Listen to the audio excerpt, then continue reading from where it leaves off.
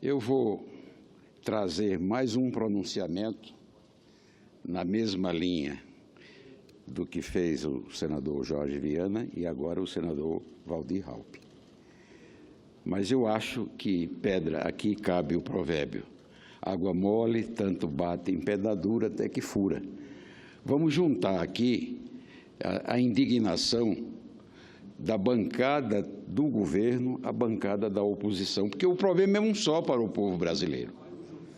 Tanto está sofrendo o eleitor que votaria ou que vota nos partidos de governo, como o eleitor que vota na oposição. Então, nós não podemos estabelecer aqui um apartheid, um muro entre os que se situam na bancada de oposição e os que se situam na bancada de governo.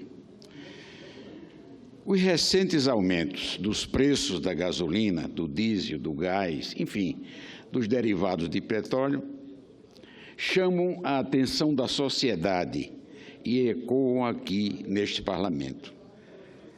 Hoje, o tema é pauta de destaque nos principais jornais do país, que apontam o rompimento pelos Estados Unidos do acordo com o Irã e o recuo acentuado na produção de petróleo na Venezuela como principais fatores para a diminuição da oferta da commodity no mercado internacional e consequente elevação do seu preço. Há uma contradição nisso tudo, nessas informações. É quando o preço do petróleo foi lá para baixo, a gasolina não diminuiu um centavo aqui. Um centavo aqui.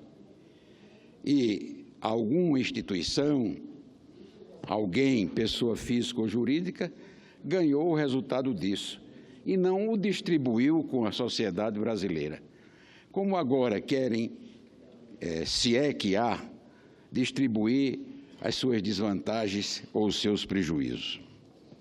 Não fosse o bastante, a economia global em crescimento pressiona a demanda e os preços do petróleo e dos seus derivados, conforme informa o editorial econômico do jornal Estado de São Paulo de hoje. O combustível, em qualquer país do mundo, é um produto de consumo social, ou seja, a economia, a vida das pessoas depende dele. E sempre há políticas de proteção para justificar, como eu acabei já de afirmar, não é, que o brasileiro não tenha direito a participar das benesses quando o mercado do petróleo está lá embaixo. Então, seria razoável que o governo agora tivesse algum mecanismo para evitar, senhor presidente, que esse malefício chegasse à bolsa do cidadão. Eu vi aqui comovido o depoimento do senador Jorge Viana, falando que muitos industriais, pequenos industriais da sua terra, isso com certeza está acontecendo no Brasil inteiro. E eu não duvido que lá na minha Paraíba também aconteça o mesmo. Já deixaram de utilizar o gás de cozinha e outras fontes de calor nas suas indústrias. É de conhecimento geral que o preço dos combustíveis no mercado interno está atrelado ao valor do barril de petróleo no mercado internacional. Também é notório que o aumento da cotação do dólar em relação ao real e outras moedas influenciaram nesse aumento de combustíveis. Entretanto, neste cenário, a população brasileira e os agentes econômicos afetados não podem ser abandonados para navegarem no sabor da maré do mercado. O governo precisa agir de forma eficaz para impedir que o cidadão comum, especialmente aquele mais carente, sofra com esse aumento absurdo dos combustíveis no seu dia a dia. Para evitar que a mãe e o pai de família tenham que trocar o leite, a carne ou o pão pelo gás de cozinha. Para permitir que o caminhoneiro, trabalhador vital para o funcionamento de nossa economia e para o abastecimento de nossas cidades, consiga ter um lucro digno de mercado pelo seu serviço e tenha motivação e brio para continuar enfrentando as estradas. Além disso, não se pode esquecer que o petróleo e seus derivados constituem a base da economia produtiva e a manutenção dos seus preços elevados gera dificuldade ao crescimento econômico, inflação e estrangula o sistema produtivo, gerando desemprego e perda de produtividade na indústria nacional. Ao analisar a composição de preços médios da gasolina, por exemplo, constatamos que o ICMS corresponde a 29% em média e que o SIDA, PIS, PASEP e CONFINS, juntos, corresponde a 16% do valor global do preço do combustível. Caros senadores, estamos falando de uma carga tributária de 45% sobre um produto tão essencial quanto o próprio pão de cada dia. Está claro que o governo possui margem para resolver a situação. E não é por acaso que manifestações começam a eclodir pelo nosso país. Os caminhoneiros deflagraram uma paralisação por tempo indeterminado e bloqueiam rodovias em vários estados. Diante da premente necessidade de dar uma resposta ao cidadão sobre esse problema, que afeta diretamente o cotidiano de suas finanças, clamo ao governo federal que estude medidas urgentes de desoneração da carga tributária que incide sobre os combustíveis como forma de mitigar o problema de forma quase instantânea. Sou pré-candidato ao governo do Estado da Paraíba e gostaria de fazer uma afirmação aqui. Não posso concordar com a permanência desse quadro. O povo paraibano clama por uma medida do governo. Por onde passo, no meu estado, ouço pessoas, especialmente as mais humildes, reclamando das dificuldades que vem enfrentando por conta da alta do custo de combustíveis. Essa situação não pode perdurar. Nós temos que fazer aqui uma cruzada e nos dar as mãos, senadores de todos os partidos, senadores da base, como eu sou, senadores da oposição, como muitos também o são.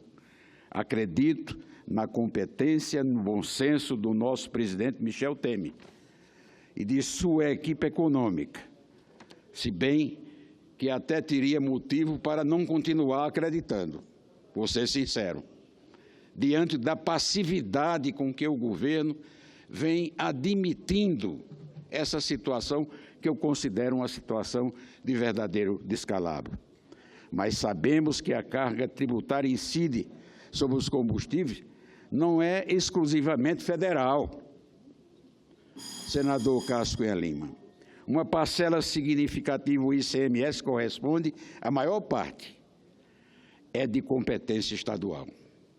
Por isso, quero fazer uma afirmação aqui. Não é apelo de qualquer espécie, mas quero assumir um compromisso. Se o povo da Paraíba, porventura, depois de minha candidatura aprovada, por hora eu sou apenas pré-candidato, me colocar no governo do Estado, farei uma revisão completa da parte que toca ao governo estadual. É possível reduzir essa carga tributária. Se nós reduzíssemos no ICMS, que chega a ser equivalente a 29%, se nós reduzirmos 40%, já teremos aí uma diminuição significativa no preço do combustível. De sua parte, o governo federal os impostos que cobra, e são múltiplos os impostos que cobra, uma redução, nós teremos como compensar. No governo anterior, uma medida discutível, é verdade, à luz da economia, segurou os preços do combustível durante muito tempo. Enquanto isso, o país respirou. Senador. Isso, Vossa Excelência tem uma parte. Zé Maranhão. Eu até interrompo a frase para ouvir Agradeço a Vossa Excelência pela importância que Vossa Excelência me permitir, tem. porque Vossa Excelência já está encerrando o seu pronunciamento, apenas para dizer o seguinte, que o governo comete uma grande injustiça ao permitir que a Petrobras promova essa escalada de aumentos do diesel e da gasolina. A meu ver, isso tem contribuído, sem dúvida alguma, para a redução da lucratividade na nossa economia e também da exaustão, quase exaustão do setor de transportes. Veja, o governo aumentou o óleo diesel em 56% do ano passado para cá. E está agora prometendo, em face da greve dos caminhoneiros, fazer uma redução de 1,54%. Isso é, a meu ver, um deboche. Quer dizer, aumentou em um ano 56%. E agora, em face da gritaria geral e da crise que se abateu sobre o setor de transportes, os caminhoneiros prometendo fazer uma greve indefinida, o governo diz que vai reduzir 1,54%. Volto a dizer, é mangar do consumidor, do pobre do caminhoneiro, que